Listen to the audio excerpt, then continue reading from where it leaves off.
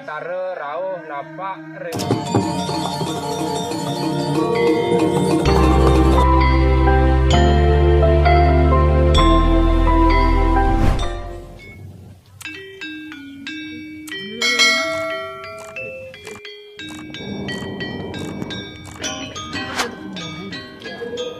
Pura Dangkayangan Prapat Agung menyimpan banyak keunikan dan sejarah penting bagi umat Hindu di Bali.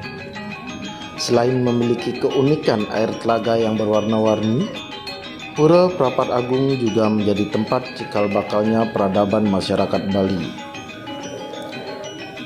Hal ini tertuang dalam Lontar Dwi Jendro Tatuo yang merupakan kisah sejarah perjalanan suci Danghyang Nirarte.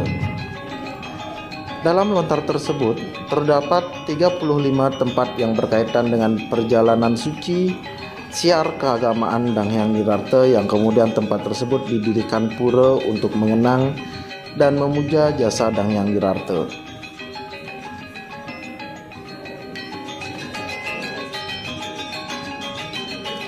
Salah satu tempat tersebut adalah Pura Prapat Agung yang berada di dalam kawasan hutan lindung Taman Nasional Bali Barat.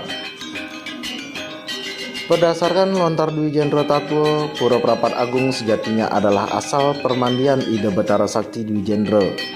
Di tempat inilah awal Danghyang Nirarte mempelajari dan menyelami peradaban masyarakat Bali. Hal ini ditandai dengan adanya tempat payogan bersemadi Danghyang Nirarte di sisi kiri utama Mandala Pura Prapat Agung. Selain mendalami tentang peradaban masyarakat Bali, dari payogannya, Danghyang Nirarte juga menciptakan sebuah telaga yang diperuntukkan bagi hewan-hewan yang kehausan. Telaga tersebut tidak pernah kering meskipun terjadi kemarau panjang.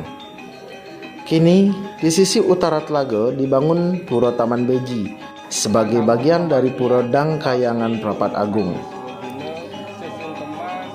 Pujawali Pura Prapat Agung jatuh pada setiap hari purnama sasih kelima.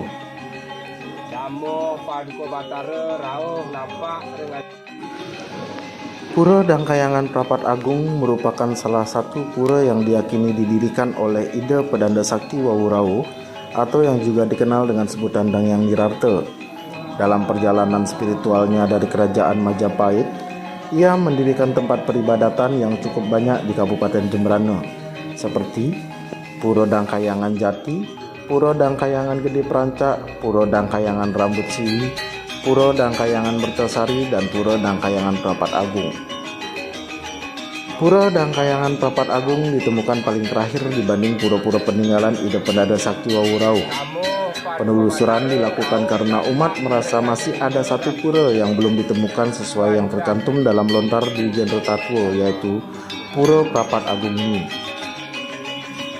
Keberadaan pura ini sempat tidak diketahui karena posisinya di dalam hutan, berbeda dengan pura lainnya yang berada di kawasan permukiman penduduk.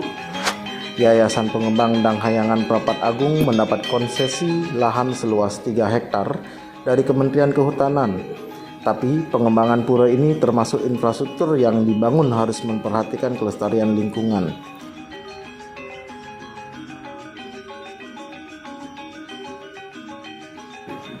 Dengan pola pelestarian lingkungan, pengembangan pura termasuk akses jalan tidak merusak lingkungan sehingga umat Hindu tidak saja dapat menunaikan ibadah persembahyangan di pura, melainkan mendapatkan pemandangan alam yang indah di kawasan hutan. Pengunjung juga dapat menuju tempat itu melalui jalur laut. Dari pelabuhan penyeberangan Gilimanuk ke Tapang hanya dibutuhkan waktu 15 menit. Untuk menuju telaga, para pengunjung dapat melalui jalan utama ruas Gilimanuk Singaraja. Setelah itu memasuki kawasan hutan yang kondisi jalannya tidak beraspal. Jalan itu sengaja tidak diaspal agar nuansa alaminya dapat dipertahankan. Pada malam hari pun, pura itu diterangi lampu yang terbatas.